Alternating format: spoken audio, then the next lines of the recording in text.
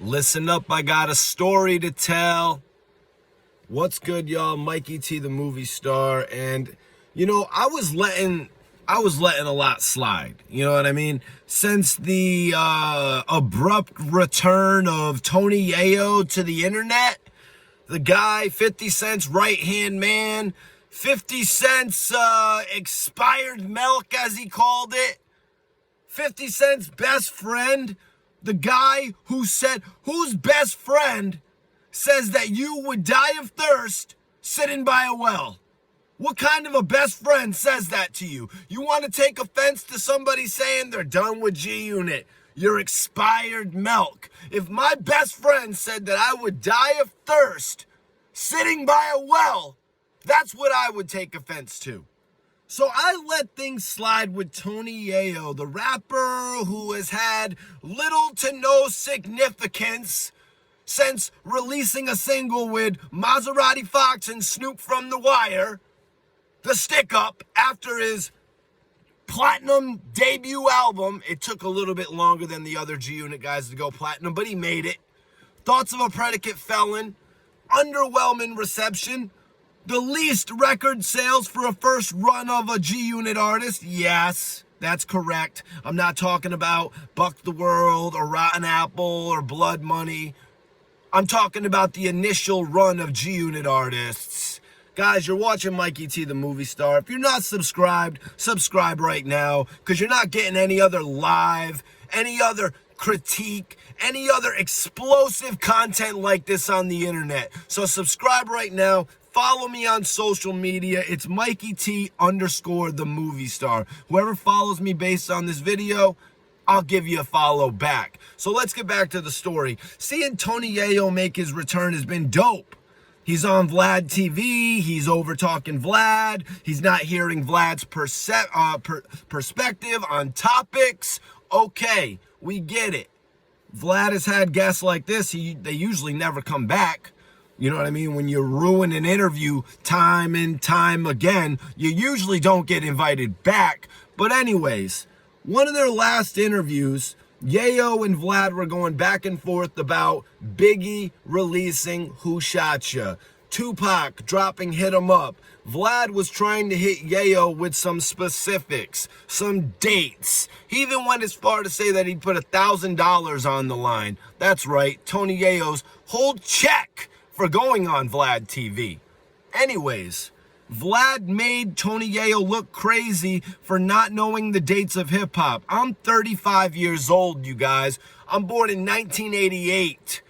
When Pac died, I was like 6 years old. I was like 8 years old.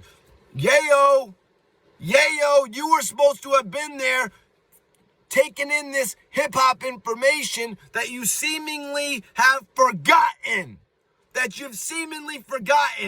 Because of the fact that you want to label Who Shot Ya a diss record. Yeah, since you want to label Who Shot Ya a diss record, that's a lot of public perception. That's a lot of mystery. You know what I mean? A lot of what ifs, whatever. Hit 'em up. You want to talk about Biggie dissing Pac beforehand. You really didn't have anything to back up your claims. It's because you don't remember. You haven't been studying the game like somebody like me. You could have came back at Vlad and said, Biggie Smalls dissed Tupac in many interviews. You could have said some things like that to actually back up the reasoning for Pac dropping Hit 'Em Up. Or you could have just went with the simple fact that it was alleged that Biggie knew the people that hit up Pac at Quad Studio, which Biggie tried to warn Pac about. He told him, these are not the type of people you want to be around. I understand you want to surround yourself with the who's who of the gangster crews, but these are the type of people you should stay far away from. Why? That's what a real East Coast cat will do. I'm speaking from the real East Coast cat perspective. That's what we do. We don't leave people out there looking crazy. Biggie warned Pac. So, I was going to let this slide, though. Yayo being my guy from G-Unit. I bought his album. That's right, I bought your album, Yayo. Yet, You seemingly disrespect people who actually went out and purchased your album from FYE or Strawberries or the whatever store it was. Anyways, so Yayo goes on Drink Champs, an opportunity that has been afforded to him because of the fact that he's showing his face again on Vlad TV. That's the truth.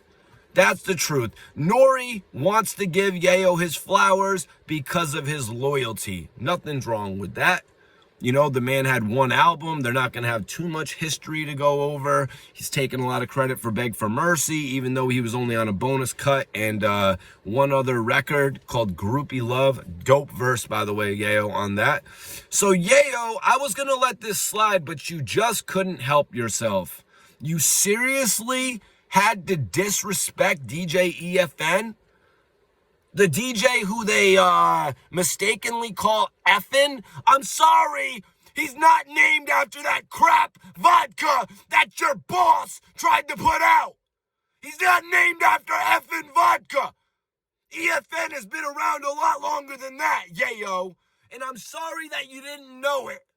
I'm sorry that you haven't probably watched more than 2 episodes of Drink Champs to know the legendary status that EFN has brought to the game. How well EFN works as N.O.R.E's second. You need to put some respect on that man's name, and that's why I'm coming to you today. And that's why I'm making this video today, because you should have known damn well who that man was to treat him like some random person on Drink Champs. Drink Champs isn't like that no more, where N.O.R.E. just has random people sitting up there like your boy Jack Thriller. It's not like that no more. DJ EFN is a reputable name. When he said Ice Cube over Biggie Smalls, that's a reputable opinion. For you to come out, oh, tell them who Blanco sent you, with those most cliche Biggie bars.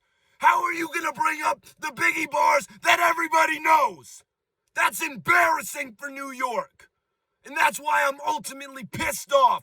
You don't know any facts to go against DJ Vlad. You don't know any other lyrics to go up against EFN besides the cliche-ass lyrics that everybody else knows from the commission.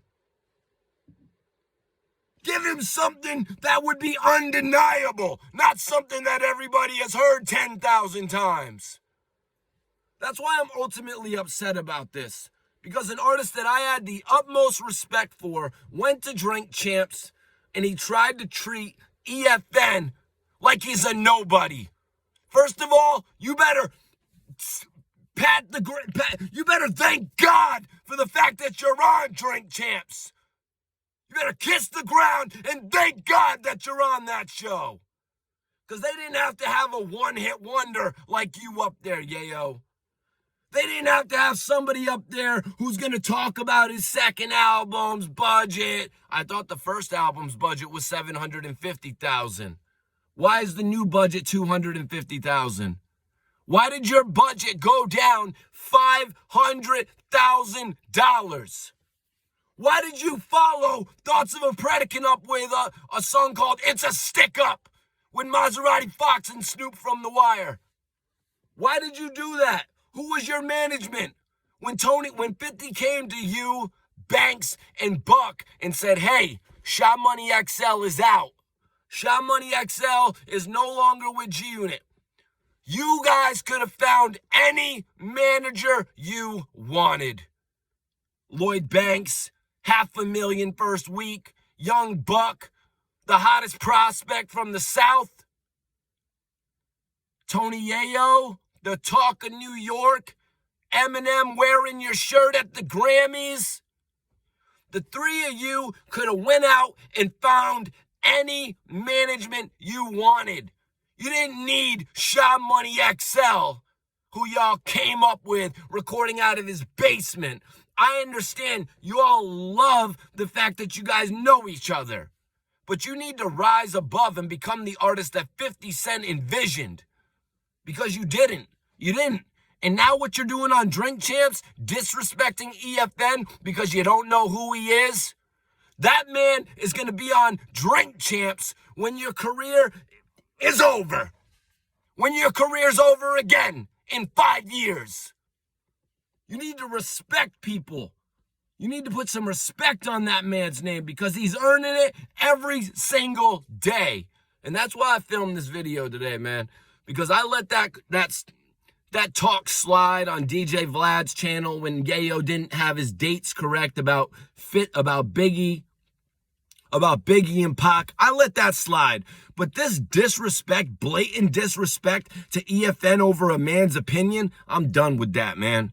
I'm done with that. And Yayo can say all he wants. Mikey T does good interviews. But he asks stupid questions. That doesn't even make sense, Yayo. That doesn't even make sense. Who says he does good interviews, but he asks dumb questions? Make it make sense for me, Yayo. And next time if you ever get another opportunity to go on Drink Champs, apologize to that man for disrespecting his opinion. I'm pretty sure there's a lot of other people out there who think Ice Cube is better than Biggie. Not to mention the fact that Biggie only got 2 albums plus 1 additional album, Born Again, and then they did the Biggie duets. Ice Cube released albums before he became an actor. He released albums with N.O.R.E. as a part of a group. He came back, started his own group, West Side Connection. He released albums after he became a famous actor.